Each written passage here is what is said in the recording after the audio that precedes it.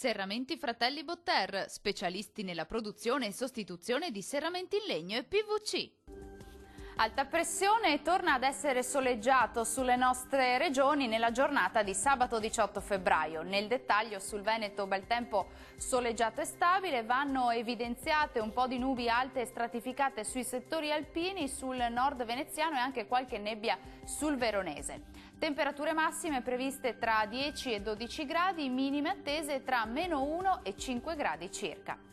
Andiamo a vedere che tempo farà sul territorio del Friuli Venezia Giulia. Tempo stabile e soleggiato su tutta la regione, salvo poche nubi sparse qua e là, ma di tipo alto e del tutto innocue. Temperature massime previste tra 11 e 13 gradi, quelle minime saranno attese invece tra lo 0 e i 4 gradi.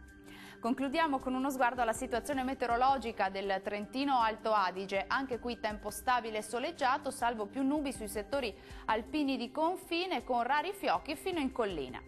Temperature massime in lieve calo previste sui 10 gradi, minime fredde e attese tra -2 e -4 gradi.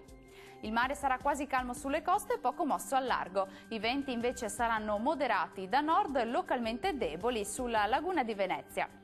Questo aggiornamento è giunto al termine, grazie per l'attenzione e arrivederci a domani.